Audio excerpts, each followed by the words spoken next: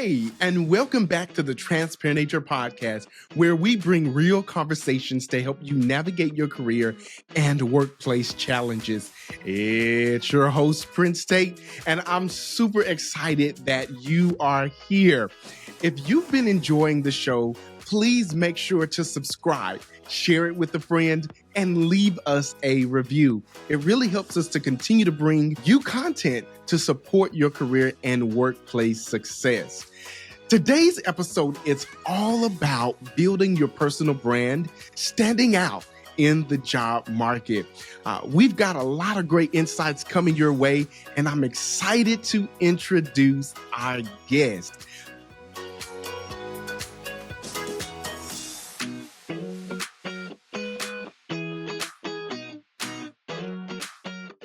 My guest today is Rhona Barnett-Pierce, founder of Perceptible Studios, where she helps talent acquisition and HR leaders scale their impact through video and content creation. Rhona is also the host of her own podcast called Throw Out the Playbook Podcast, Reimaging Recruiting for Modern TA Professionals. Rhona, welcome to the show. How are you doing? Thank you so much for having me. I am doing great. I'm so excited to be here today. Thank you so much. We're on this journey, and I feel like you're my sister in podcasting, even though we just met. But you've been supporting me on LinkedIn. We've been engaging a lot, and I'm super excited for this moment right here. So thank you for accepting and just coming on the podcast. Rhona, before we get started, tell us a little bit about you outside of what you do professionally. Maybe something fun, vacation, place you love to go to, or something.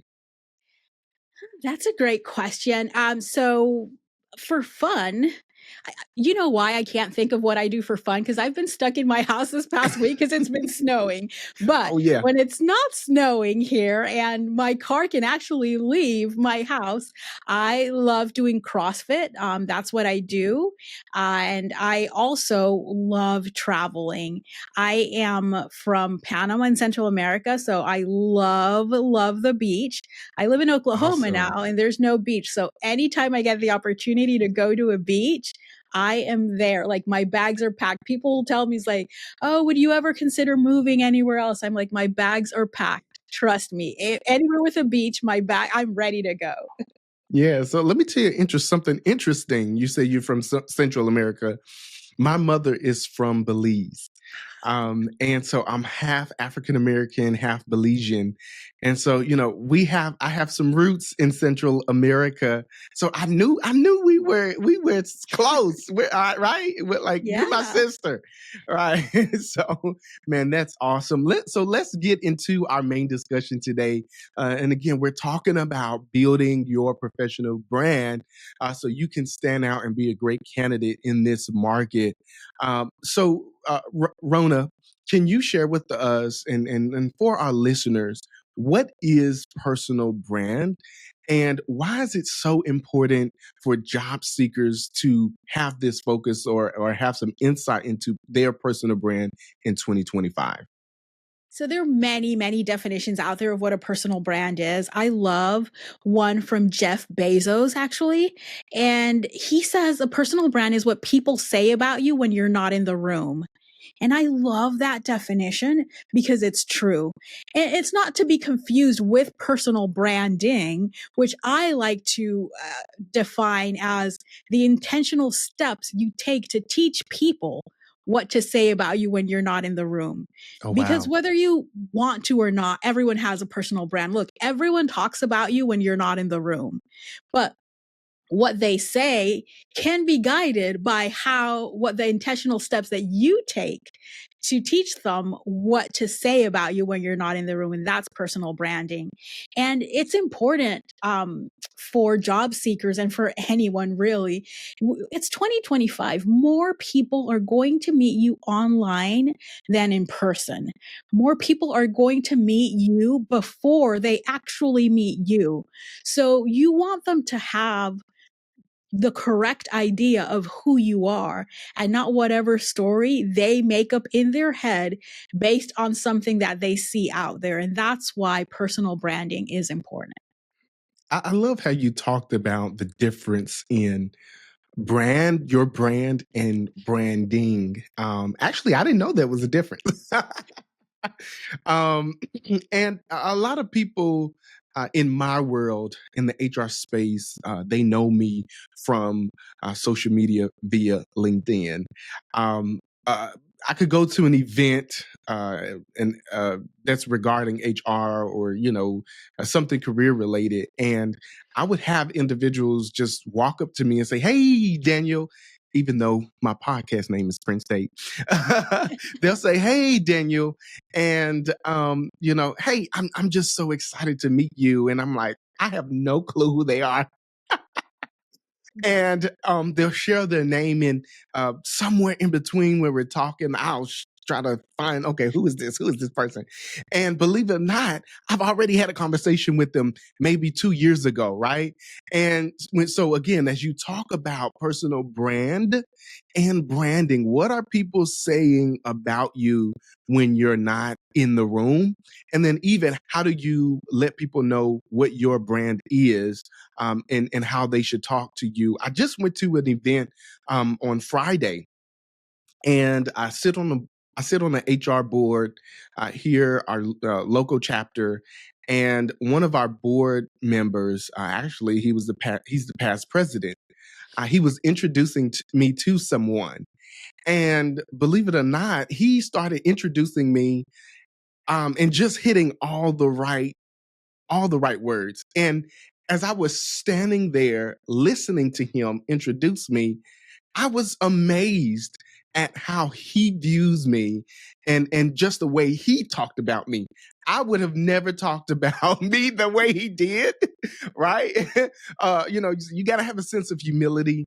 But the way he talked about me, I was amazed, and I left after that event with just a wow on my face, because again, I think some people are intentional, and some people create fake branding, right? Yeah. But for him, it was true, it was authentic, right?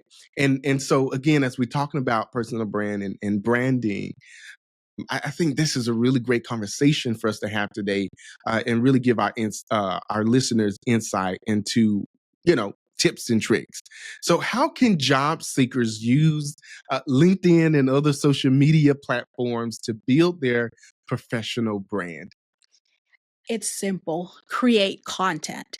There's so Mm, many people on LinkedIn. There's billions of people on LinkedIn, and only like 1% of the people with a LinkedIn profile create content. So just wow. the fact that you're creating content makes you stand out. But also, again, you're teaching people what to say. That story of yours is so powerful, because imagine if you didn't have anything out there and someone introduced you as, let's say, I don't know, let's say they said, "Oh, this is Daniel. He works in HR compliance." And you're like, "No, I don't." Well, Right. that's so awkward. Like, do you say that right there? No, like it's awkward. And that happens because this person, for whatever reason, one day saw you do one compliance thing at work and they decided that you're the compliance person. You're like, "No, I was just covering for Jan, who was out that day." Like, so the, Yeah. you taking those steps, you creating content, you sharing what you stand for and who you are and what you do professionally is how you can stand out. And then also, look, I get it. Everyone isn't a content creator. Everyone doesn't want to create content. Everyone doesn't have the time, the desire, the skills. I get it. Although the skills you can learn, by the way. Yeah. Um, Yeah. but the beauty about LinkedIn and many other platforms is that leaving comments on the post, on the content that other people create, is also an amazing way to get visibility to you. Now, I'm not talking about those AI comments or those, or like saying like thanks. Oh, agree. Great. Like, that's not the type of comment I'm saying. I'm saying you saw a post about something that you really have an opinion about, or you think that the way the person explained it was amazing, was great. Go post, say that, and say, like, I really love how you position this, because I usually see it this way, but you've opened my eyes to this way. That type of comment that Adding shows value. that you understand what the topic is about, Mm-hmm. you have an opinion, and that you're adding value and bringing a different perspective. That's the type of content that is great for your professional brand. There are times where I'm able to go back to my college where I graduated from and speak with undergrads. Those individuals trying to get into their careers. And actually, in my undergrad, I learned about LinkedIn. I had no clue what LinkedIn was. And I still have notes to today from that meeting that I went to, and they talked about LinkedIn. So I said, you know what? Let me create my own profile. And from then it started. So a lot of people, they think like, oh, Daniel, you're going to have to teach me how to use LinkedIn. And I tell people all the time, this just didn't start yesterday. It took time, right, to develop and learn how to use this software, this tool to help my brand and branding. Often I would share with undergrads, you need to create a LinkedIn profile. However, it's not just good enough to create the profile. You need to engage. You need to add value. You need to bring awareness, right, for that skill or that industry that you're trying to get into. If you're going to conferences, meetups, and if you're simply in class, maybe you just, take a picture of yourself in the class, and just talk about, wow, I learned today, or my professor was talking about X, Y, and Z, but this is my approach. Simple things. It's something that you don't have to really think about, like, or conjure up, but just the environment that you're in, just utilize where you are, to create content, so people get to know you a little better. And believe it or not, I'm gonna tell you this: that's how I got my first full-time HR job. Wow. I was still in college, and this guy called me. Well, he didn't call me; he messaged me on LinkedIn, and then we had a conversation. Yeah. And I was a little weary because I was like, I don't qualify for the position that you're talking to me about. And he said, don't worry about that. And I was like, what do you mean, don't worry about it? It said I need 1 to 2 years of experience. And I'm only an intern right now. And he said, don't worry about that, because your work is on LinkedIn. And that blew my mind, right? Exactly. Because people knew who I was. And again, I didn't even know who this guy was, right? But he found me because of me being on social media, LinkedIn. I've recruited for so many roles, specialized roles, entry level roles, everything. And some of the best hires that I've made have not ticked all the boxes that the hiring manager wanted. And I can have a conversation with someone all day long and give the summary to the hiring manager. And yeah, I always build trust with my hiring manager, so they trust me to a level. But when I can back it up with, look at this person's profile and what they were talking about, what they just shared, plus this is what I found from them in the conversation, then they're like, okay, let's talk. Let's see. That opens doors. So yeah. So I talked a little bit about this, but from your perspective, what are some ways to showcase expertise and credibility even without years of experience? I love that you touched on it, because my number one tip is always learning in public. Learning and building in public is one of the most powerful ways for someone who doesn't have a ton of professional experience to showcase that they are what level they're at with their learning or their skills, right? So yes, you're in college, you're learning something. Talk about that, post about that. You're working on a project, give people the behind the scenes look. Everyone in this world is nosy, and people who say they're not nosy are lying. Everyone's nosy. Everyone wants the behind the scenes, even the recruiters and the hiring managers. When you're sharing what you're doing, and how you're doing it, and if you share video, look, I'm not saying this because I own a video marketing agency. I own a video marketing agency because I believe in the power of video. It's helped me in so many things in my career. But if you're doing building in public, learning in public, and you have videos showing how you're doing it, or a little quick recap of what you learned, that builds trust. Video is the easiest way to get a stranger to trust you. So not only are you talking about it or posting screenshots or things like that, but you're talking to them face to camera, sharing it. They can see it. They can really understand who you are, what you bring to the table, even if you don't, on paper, have a ton of years of experience. Yeah. Yeah, man, that's some good stuff there. So let's talk about this now. We talked about LinkedIn and we talked about engaging, right? And when we talk about engagement, we're actually talking about you like really networking on LinkedIn. So how can networking as well as community involvement, how can that enhance a person's brand? At the end of the day, like we said, a personal brand is what people say about you when you're not in the room, right? The more people you connect with, the more people are talking about you when you're not in the room. The more people are like, oh, you're looking for someone with so and so skills? Oh, I know of this person, even if they don't know you. There's been so many times I've been referred to a job from someone that I've only met on LinkedIn. We've never met. We know nothing about each other than comments back and forth and DMs back and forth. But they're like, I think Rhona is the person for this because I've seen it and we've engaged. It's not enough.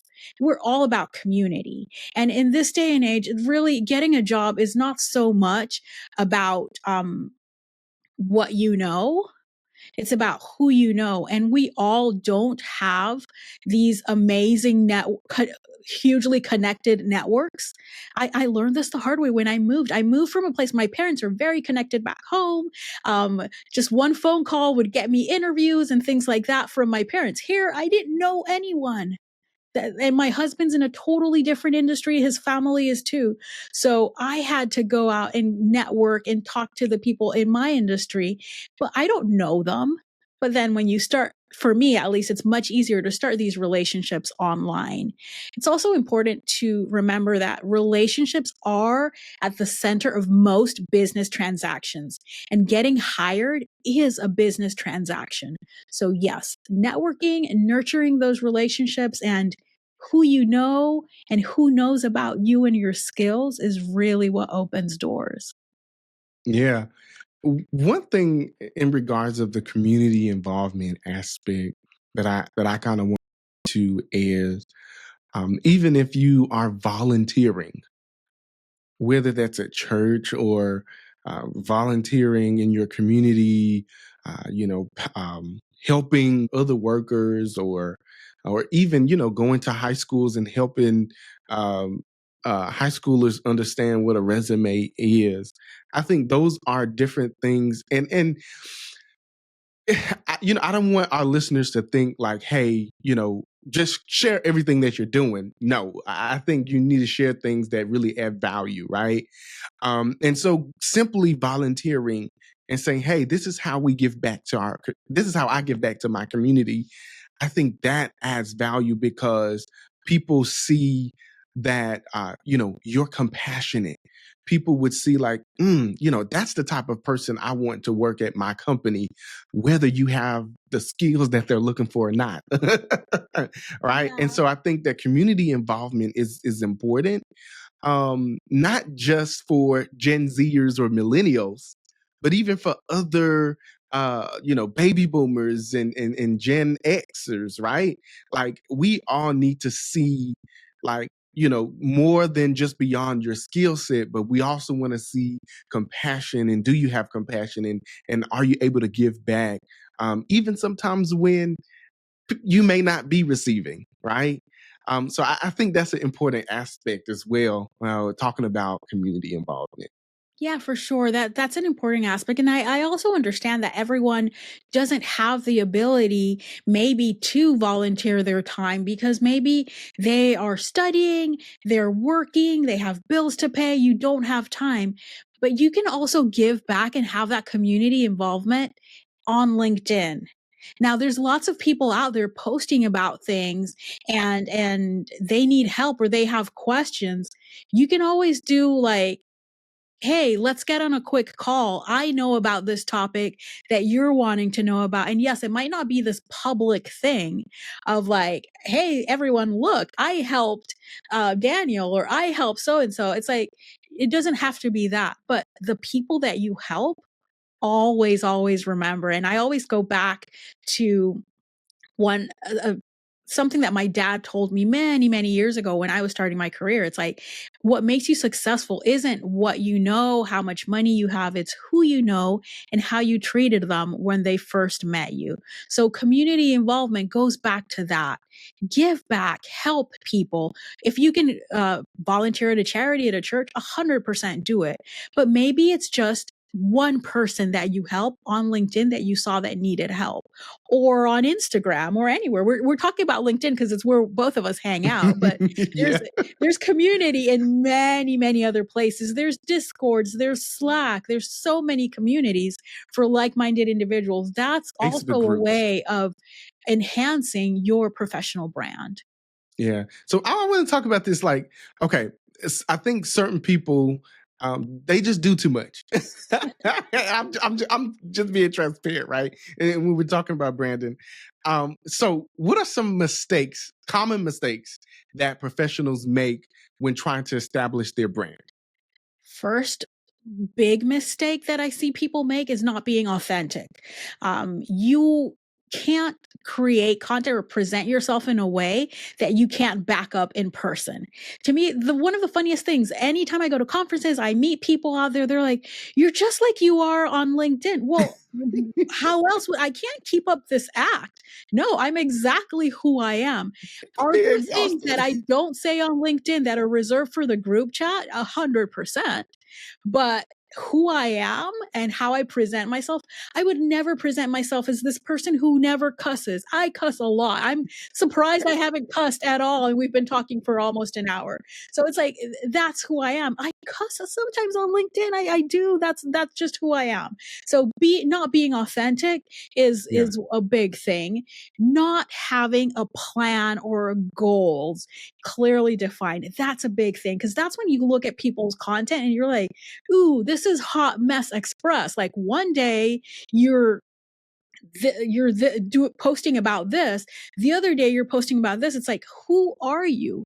Remember, you're trying to guide people to have that experience that you had where someone introduces you and you're like, wow, they hit the mark. This is exactly who I am and what I do for work. That only happens if you're intentional about what you're doing and you have a plan and you have goals. And I'm not saying you have to spend hours and hours on strategy. I'm just saying know who you're talking to and what you're talking about and stick to that. And it doesn't mean it can't change because I'm the queen of pivots, right? I've Yeah. changed what Yeah. I talk about many times, but it's not like one day, like today, I talk about software engineering and tomorrow I talk about recruiting. Choose a lane for this period in time and talk about that. And the other big mistake that I see people make is chasing virality and like vanity metrics instead of building relationships. Likes and follows do not pay the bills. And I say this as a content creator who has brand deals and sometimes does get paid because of likes and follows. However, likes and follows aren't what get those brands to come to me. It's the relationships that I've built. It's the engagement that they see on my content. And also, most people aren't out there trying to monetize their brands. So if you're most people and you're not trying to monetize your brand, vanity metrics should not even be on your radar. You should be targeting relationships. Man, I love that. And it's all surrounding being authentic, right? Yes. Being yourself. You talked about, just being yourself, that, you're honest, like, hey, you curse a lot, right? and for me, I'm on the opposite end of that. Like, I don't curse at all. That's just my belief. That's how I grew up. And when people meet me, they're like, hey, you don't curse? And I'm like, no. What you see on LinkedIn, that's how I am all the time. And, and that's just me, right? Also, since I've been working, there's been tons of networking opportunities, meetups, dinners, and people would ask me, hey, you don't drink? And I'm like, no, I don't. Just give me some Sprite and put a lemon in there, or like I don't want to act like I'm not a part, but Yeah. I think for me, like, I'm intentional on my values, and those are things that, again, being authentic, and if people don't like it, then hey, at least you know that you're true to yourself, right? Exactly. And they're not for you. Yeah, because I think some people think like, oh, well, yeah, you're this person on camera, but outside of this, you may be somebody else. And I think that people expect that a lot because of celebrities that Yes. they see on shows. But believe it or not, a lot of these celebrities, they don't really own themselves. They don't own themselves. They're tied to a contract. They have to, be a certain weight for this amount of period, or they have to, they can't do this or they can't do that because they're doing it for the money. Yeah. But I think when you talk about your brand and you talk about being intentional in your brand, is okay, what are you trying to do? What impact are you trying to show or give in whatever you're doing, right? And I think that's really important. Let me ask you this: what may be um, not a caveat, but a pet peeve of yours when you talk about brand and you see other people, trying to create their brand? What is a pet peeve of yours that you like? Oh, it irks my nerves just seeing this. I think a pet peeve is for me is that when it doesn't match who the person is, like you'll see a post and it sounds one way, and you see a comment and it sounds the other way. And it's like, wait, who is this? And now with AI, there's so many times where I was like, you did not write this post because I've spoken to you. I've seen your comments. This is not how you speak. So that disconnect. And then sometimes you meet people in person and it's like, this is not who you are. Like, Yeah. and it's like, no. And like you said, it's like, imagine if you got on LinkedIn because it was cool with a picture of a drink, and then someone sees you in an event and you're not drinking. And there's absolutely nothing wrong with not drinking. So don't present yourself as that because you think that that's what you need to do. So my pet peeve is that when it doesn't match, because it's always like, wait, who is the real person? Right. Right. There's someone, I'm not going to say who, but there's someone on, and actually it's multiple people on LinkedIn, because people, believe it or not, I get at least 1 to 2 followers a day Yeah. on LinkedIn, and it's continuing to grow because of the podcast as well. But there's people that I see on LinkedIn, and it's like they're trying to add value and create a brand that they're this expert in a particular field. And they may be an expert, but it doesn't come off as authentic. And when I say that, you mentioned AI. Like, instead of you, like, I know you have a master's program, a master's degree. Why are you using Chat GPT on every single post?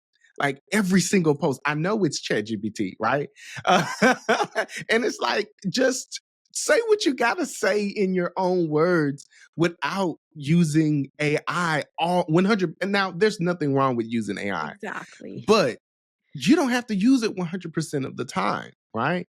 And even But if you use it, I use AI all day. Look, my job, all I do is create content for other people, including myself. And sometimes I just get mentally drained and my creativity is gone. And it's like, I don't even know what to say.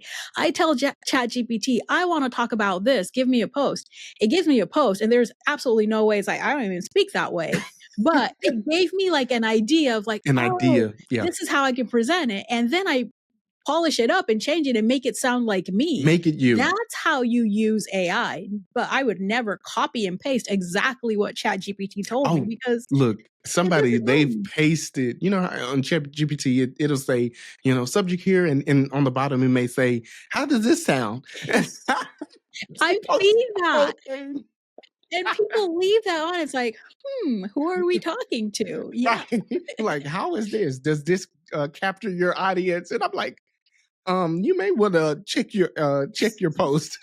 I will do that because somebody's helped me in the past and like, hey, you have a misspelled word. Yeah. And I'm like, oh shoot, you know, sometimes if you're texting, it's just, that's why I don't like texting. But you know, hey, I'm very transparent and like, hey, you know, there's something wrong with your post. You may want to look at it again. So, Rhona, we got to get out of here. This has been such a fantastic conversation. I would ask you for my last questions, what are some last tips that you would share, just high level? And how can people find you and connect with you on social media? So my final tip is really start. Put yourself out there, have a goal. The main way to get that goal is just think about what you want to be known for and who you're talking about. Once you have that in mind, and then think about the problems of the people or the companies that they have. So if you're targeting a specific company and you know that these are the problems that they have, talk about that, talk to them and the problems and how you solve those problems. And that's really, your personal brand is really not about you.